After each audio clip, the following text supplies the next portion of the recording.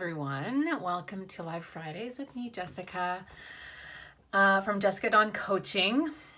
It is Friday, obviously, and regardless of what day you're watching this on, I hope that it's a great day, and if it's not, that things start to look up really soon. Today, I am here to talk about what needs to be released. I think that that's a term that gets thrown around a lot. I know I use it quite a bit. With my clients and just in my line of work. You know, it can be one of those buzzword bingo kind of things that coaches use. But it's like that because it's a really good term. And I am bringing it up this week because we had a pretty big full moon at the beginning of the week. And typically full moons are an opportunity to really take a look at what's not working for us in our lives. You know, if you just want to look at the metaphor, moon's full, the sun is reflecting off of it, and everything kind of gets illuminated, right? You can be in the dark, but your way is being lit by the moon. And so I like to take those moments when we are given cosmic metaphors and apply them to what's going on in our lives. And, you know, like I am not an astrologer. It's not my area of expertise, but I think that there's a little bit of truth to everything that goes on in the world around us. And so what needs to be released? What does that mean? When I am meeting with clients, what I will typically do is just sort of listen to how you're moving through your life experience, the things that are feeling heavy with you in your life, like what seems to be dragging you down or what feels like an energy leak, and that normally points you to what needs to be released in your own life. So it could be something like a pattern, it could be a relationship, it could be really simple, it could be physical things. Maybe you need to release some things that are in your closet. Maybe it is a label that you place on yourself. Maybe it's a grudge, you know. The what is yours to determine. And so one of the best ways that I have found to determine that, if I'm doing it on my own, you know, through conversation with good friends who can hear you and speak truthfully to you, be honest with you about what they're observing in your experience, what they might be noticing that you're resisting in letting go of. It might be through journaling. Yeah, I'm going to say it almost every time. Journaling is so helpful. It's like having a deep conversation with yourself. Once you let go of all of the rules of, you know, what should journaling look like? Dear diary. No. It's just stream of consciousness that you just empty the contents of your mind out onto the page. And then it becomes less about your mind and it starts to be more heart-based, more soul-based.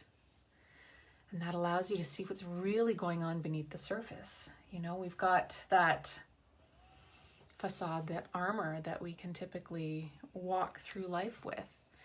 And we start to believe in that armor ourselves.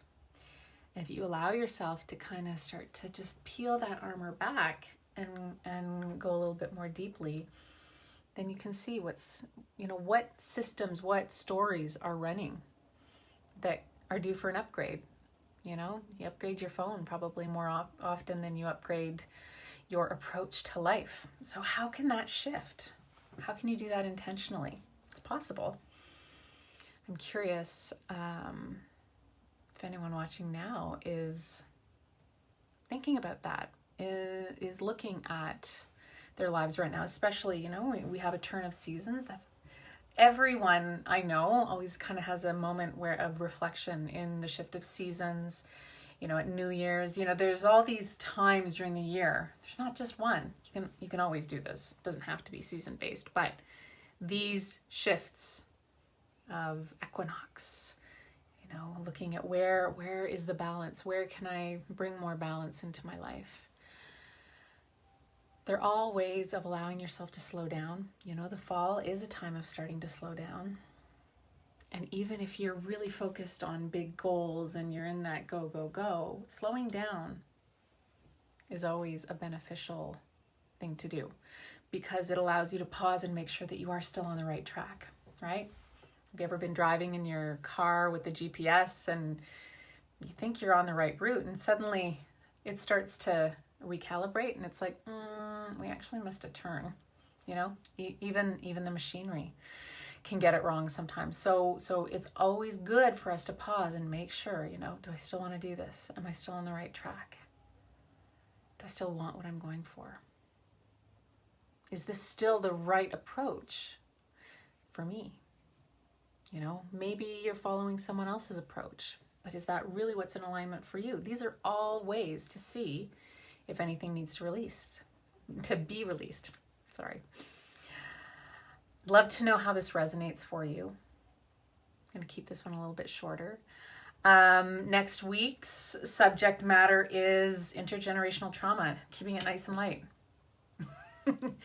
And I am covering it in the next week because we've got Truth and Reconciliation Day coming up on September 30th. This is the first year that it is considered to be a statutory holiday, whatever that means to self-employed people or all of that. You know, taking a deep look at how your culture's trauma is affecting you, your family's trauma is affecting you, and ways of beginning to heal.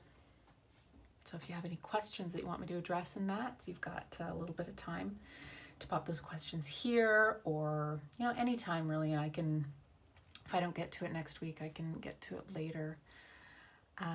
But I look forward to sharing that with you, and I wish you a great rest of your day and a great rest of your week. If you want to sign up for my newsletter, please do so. You can click the link in my bio, or I'll pop the link down below so you can get my blog when it gets published each week. And have a great day. Bye for now.